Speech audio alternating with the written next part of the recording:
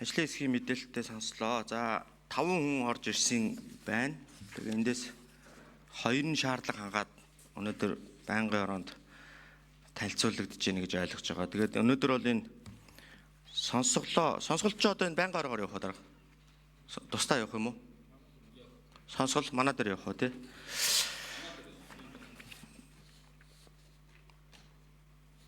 За би бол энэ 2 хүнийг дэмжиж байгаамаа. За нэгдүгürt энэ амар төгсгээд төрийн албаны зөвлөлийн гишүүн ёс зүйн хорон дарга хийж байгаа. За ёс зүйн байнгын орон даргын хувьд ч тэр төрийн байгуулалтын байнгын орооны даргын хувьд ч тэр өнөөдөр бид нар энэ төрийн албыг чадварчуулах, төрийн албыг ёс зүйтэй болгох, цаашлаа төрийн албаараа дамжуулж энэ ёс суртахууны төлөвшлийг нийгэм түгээх гэсэн ийм бодлогын одоо шийдвэрүүдийг хэрэгжүүлэхээр ингээд ажиллаж байгаа. Тэгээд энэ орж ирж байгаа 2 хүнийг бол хоёулангийн нэмжин за төгс цэнгэлийн хувьд ч гэсэн бас дэмжлэг авах боломжтой гэж харж байгаа.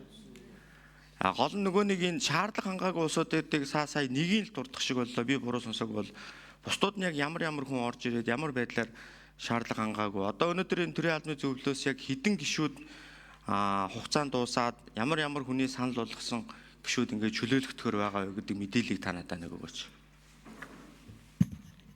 За гишүүний асуултанд ажлын хэсгийн 5 номерын микрофоныг өгье.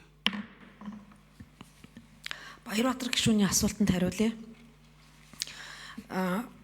Нийт 6 иргэн бүртгүүлэхэр материалаа ирүүлснээс төрийн албаны тухай хууль болон 2018 оны төрийн байгуулалтын байнгын орооны 10 дахь тогтоолоор баталсан журмын дагуу бол 5 оролцогчийг бол бүртгэсэн.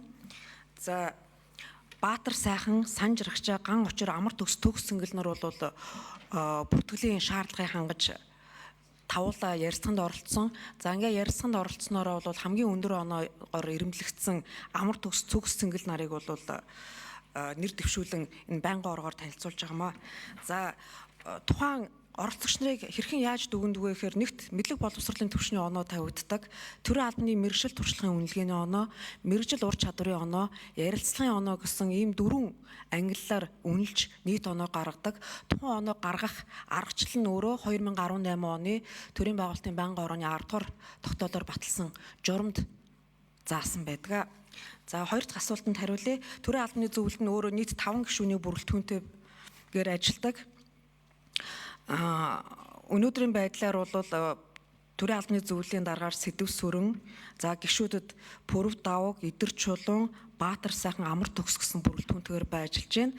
За 5 гишүүнээс Идэр Чулуун гишүүн, Баатар сайхан гишүүн, Амар төгс нарын гишүүдийн бүрийн эрхийн хугацаа бол 25 оны 2 сарын 4-ний дууссан байгаа тул энэ сонгон шалралтыг зарлаж нэр дэвшүүлэх үйл ажиллагааг явуулж байна.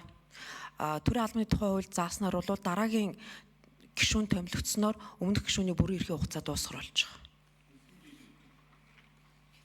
6 жилийн хугацаатай. Бид энэ комиссийн бүрэлдэхүүн бол төрийн албан агчийн төлөөлөг сонгон шалруулах бүрэлдэхүүн байгаа.